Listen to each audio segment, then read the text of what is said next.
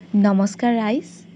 আজি এটা অতি খুব সহজ কিন্তু ইণ্টাৰেষ্টিং কম সময়তে হোৱা কম সামগ্ৰীৰে হোৱা ৰেচিপি লৈ আহিছোঁ।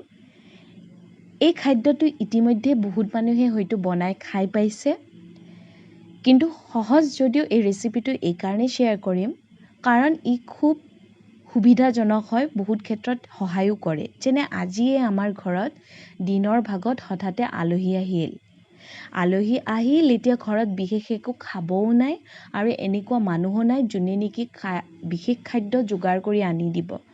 আৰু আলহীও বহুত সময় নাথাকে, কৈছে যাবই, কিন্তু দিনৰ সময়ত আহিছে যিহেতু ভাতখিনি নোখোৱাকৈ পঠাব নোৱাৰোঁ।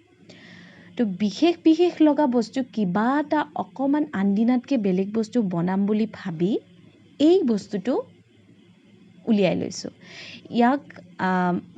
আমাৰ ফালে ইয়াক বৰৰ টেঙাৰ আঞ্জা বা টেঙাৰ বৰ বুলিও কয়।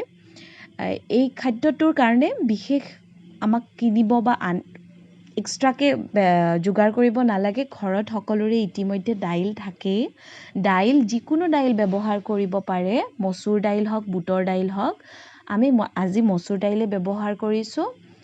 মচুৰ দাইলখিনি তিয়াই লৈছোঁ। যিমানখিনি সময় আলহীৰ লগত কথা পাতিলোঁ, দাইলখিনি সিজি গ'ল। এতিয়া দাইলখিনিক পিচি ল'লোঁ। পিচা হোৱাৰ পিছত তাতে আমি নিমখ, হালধি যিমানখিনি লাগে সিমানখিনি, জলকীয়া, পিঁয়াজ কাটি দিছোঁ। আমি একদম সহজভাৱে কৰিছোঁ যিহেতু গৰমৰ দিন, বেছি মছলা পাতি নিদিয়াকৈ। এতিয়া যদি আপোনালোকে বেলেগ কিছুমান হাৰ্বজাতীয় বস্তু যেনে মানিমুনি, নৰসিংহ এইবোৰ দিব খোজে দিব পাৰে, তেতিয়াও এটা বেলেগ সোৱাদ আহিব, খাই ভাল লাগিব। আমি এইখিনি দি পেষ্টটো সানি লৈছোঁ, তাৰপাছত ভাজি লৈছোঁ।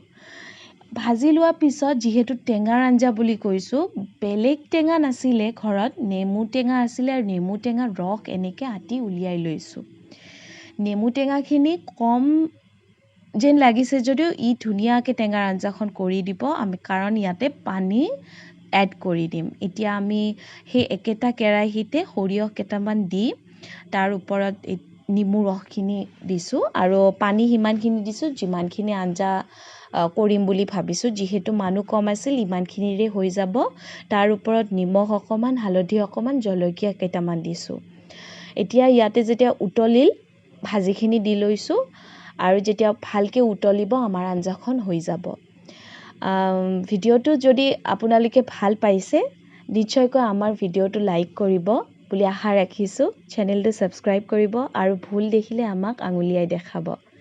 বহুত ধন্যবাদ ইমানখিনি মৰম দিয়াৰ কাৰণে। Thank U.